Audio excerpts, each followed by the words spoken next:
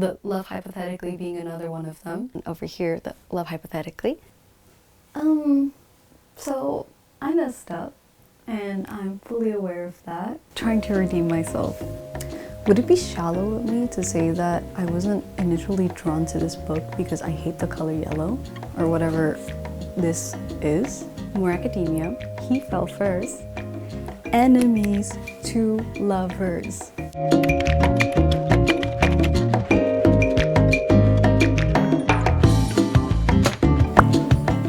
Hi everybody, welcome back to 5 to 9 Unwind. My name is Susie, and if you missed my other videos, 5 to 9 Unwind is where I talk about all of the activities you do in the time between 5 p.m. to 9 p.m. after your typical 9 to 5, whether it's reading a book, watching a series, or just picking up something that you love to do.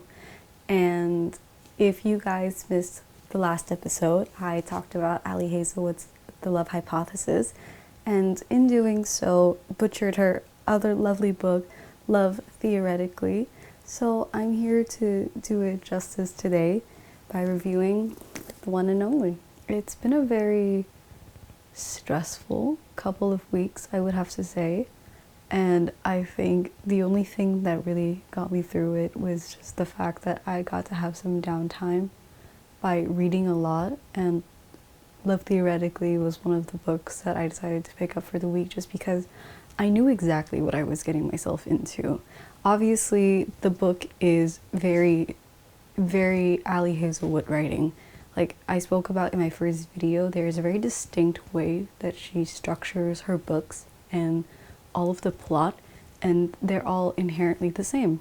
But this is something that you know that you can count on because it's so reliable in the moments that you need it. So I'm gonna spice up my review this time by comparing it to The Love Hypothesis to see which one I like more, knowing that they come from the same author, they have the same themes, and again, the same structure. I have to give the same disclaimer that I did within my other review, that because Ali Hazelwood writes in such similar structures in all her books, this one also contains spicy content. So if this is something that isn't your style or speed, then I would also not recommend this book for you. But if you guys want something that is a very similar style of writing, I would recommend you looking into the Selection trilogy, which I had read before finishing Love Theoretically, and it's a very interesting read. Love Theoretically is the third book in her little saga, so it follows The Love Hypothesis and then follows Love on the Brain. This one was released in 2023, which was 2 years after her first release of The Love Hypothesis. This is very aside from the book itself, but I chose to skip Love on the Brain and go straight to Love Theoretically because I wasn't initially attracted to any of these books. And I mentioned in the previous video as well that these books were TikTok sensations, and I wasn't really sure if I was, the demographic for it, but I still chose to give it a chance, starting with The Love Hypothesis, and then obviously I really liked that book, so I decided to purchase this one. After like a week of consideration, I would say that Love Theoretically is better than The Love Hypothesis for me, and I'll get into the reasons about why. Before I go and talk about my opinions on the book, I want to also tell you guys about the plot and about the main characters as well. So Love Theoretically centers around our female character Elsie and how she is a physics teacher assistant slash student mentor of a theoretical physicist on the side in order to, make means to live, is a part of this fake dating website where people can connect with her in order to set up a date, and then she pretends to be their girlfriend. And Our character Elsie is also someone who has type 1 diabetes, but it plays into why it's an important part, because during one of the times where her sugar levels drop, she is helped by Greg's brother Jack. Elsie has this idea about Jack that's pre-existing. Jack is an experimentalist while Elsie is a theorist physicist. She discovers that he is the person that basically jeopardized her whole field, because he released an article when he was 17, which was, by the way, incredibly impressive. So that paper created this massive drift between theorists versus experimentalists in physics. And the reason why Elsie didn't know who Jack was is because he goes under another name, Jonathan, in the paper as well. So you can imagine her surprise when she shows up to her job interview knowing that this guy is there, but then hearing about his name, but then seeing that he's actually the brother of her boyfriend. And it also is very complicated because Jack thinks that Elsie's deceiving his brother, which goes into like a whole narrative of why they become enemies to lovers. You'd actually be surprised because for such a, I think I'm saying a lot about it, but it sounds very complicated. But in terms of scenarios and events that happened, it's a lot less compared to the love hypothesis, because I think all there is just the drama behind,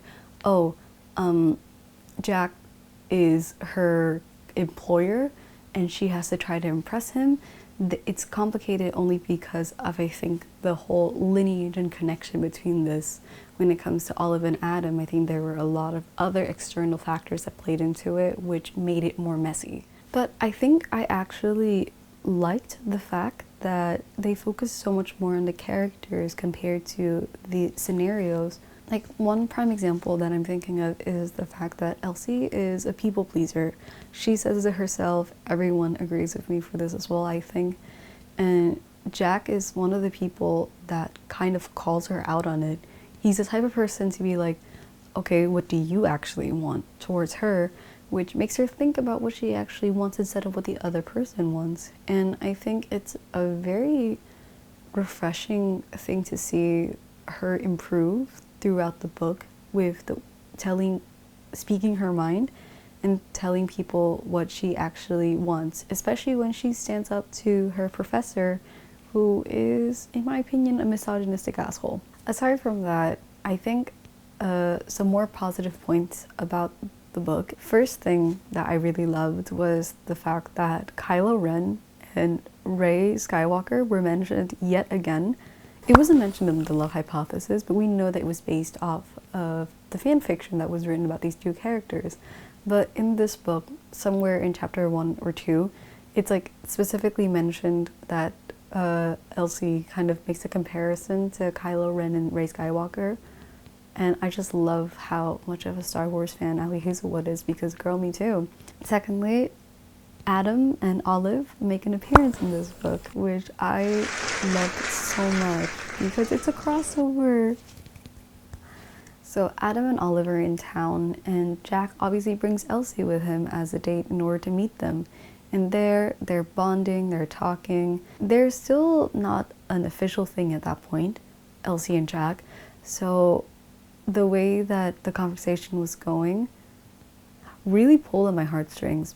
I'm gonna be so honest, because unlike the fake dating trope in the love hypothesis, Jack was very straightforward with Elsie. Once that whole misunderstanding was cleared up with Greg being honest with Jack about the fact that he's not dating Elsie, he immediately asked Elsie out. And I loved it. I just love a direct man. So forward, so communicative. What else can you ask for? Now that I'm thinking about it, all of the good points are literally because Jack is a almost perfect character. And I understand the online discourse of people saying that out of characteristic wise, Jack would be the best male character within Ali Hazelwood's multi-universe. My favorite part about the book is how it kind of brings attention to topics such as sexuality, but also very undiscovered illnesses in people's daily lives. So I'm specifically referring to Elsie's diabetes, as well as Greg being someone within the aro-ace spectrum, being asexual. I don't think that I've ever seen a character like Elsie in any of the books, and it made me also do extra, reading after I finished the book to see if the diabetic aspect was represented well. And I think there was a lot of divided ideas towards it, because on one point people were just very happy that there was a character that was like them within the books. So personally for me, I loved seeing this because I am not as knowledgeable as I would want to be on these topics, and I think it being in literature like this is the best way to get the exposure out to people who don't really know about these things. I think that there are parts of it that is a little shallow and very surface level, and some people might say that it's not an accurate representation just because the way that Elsie kind of neglects or is a little bit ashamed to talk about her diabetes. But on the other hand, I think a lot of people are very pleased with the fact that there is just representation about it in general within literature, because I think in some ways it makes you feel seen. I think the same can be said for Greg's asexuality as well, because that is the reason why he employed Elsie in the first place. His family was hounding at him on whether he was getting a girlfriend or not, hence bringing Elsie back. And I would have loved if they would have focused a little bit more on it as well, because when you bring it into the topic, I feel like there is assumptions that you would also develop more on it as well. Maybe because Greg is a side character, which is a justification, I guess, for not developing it as much as you could. But then this leads me into the cons of the books. When I talk about cons, I'm not necessarily saying that I hate this thing in the book and I wish it never existed. It's more so the fact that I wish if these things were to be improved, then I think I would have enjoyed the reading experience a lot more. My first issue with it was, I think maybe after 2 books from Ali Hazelwood, I kind of started to understand people's opinions on the repetitiveness and the same structure. It is something that I do compliment because she knows her target audience and she knows who she's writing for. But I faced this issue in both books, but more so in this one. It's just the fact that the beginning is very long, wordy, and a little slow.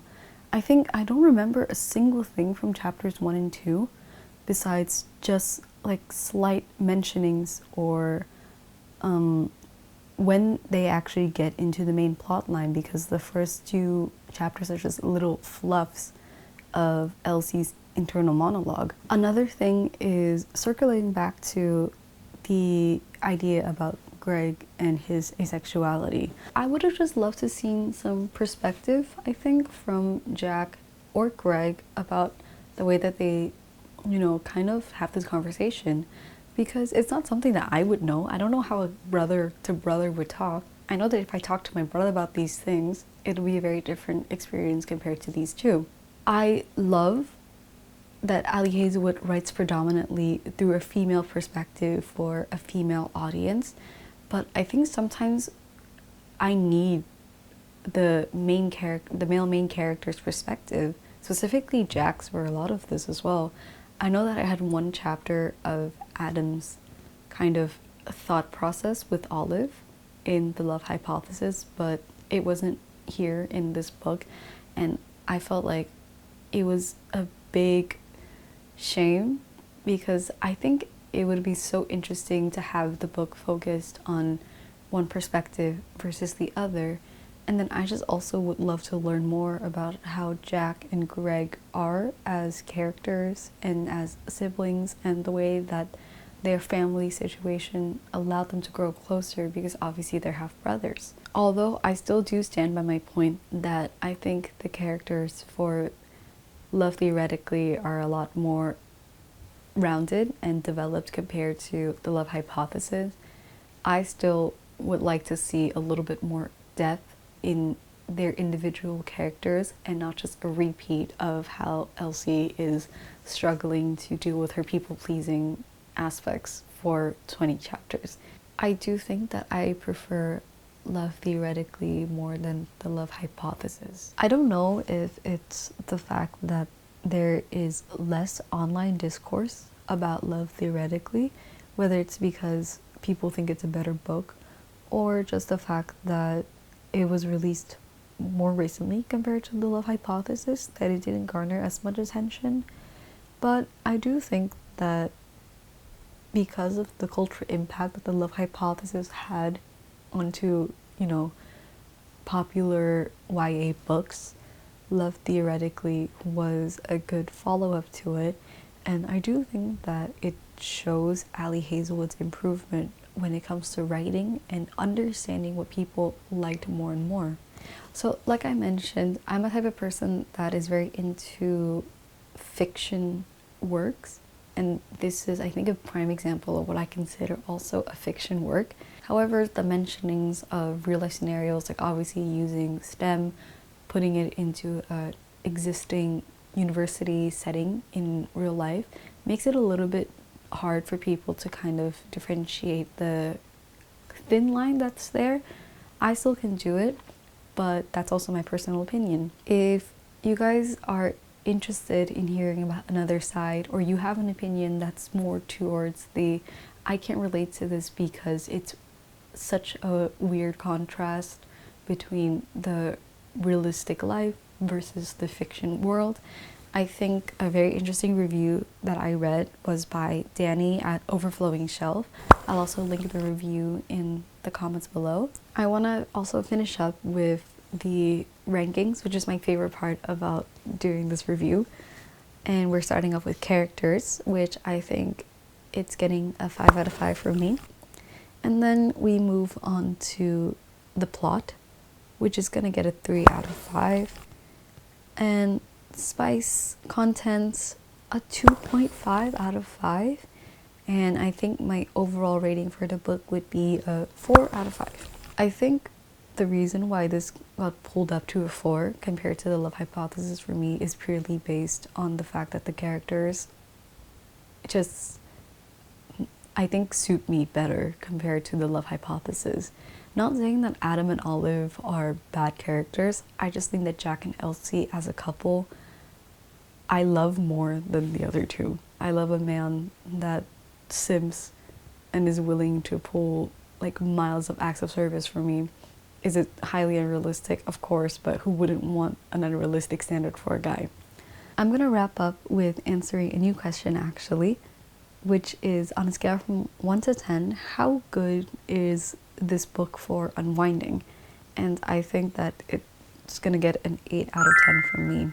Just because I think I found myself wanting to read this book every single night, and then when I couldn't, I felt so bad just because it was so relaxing.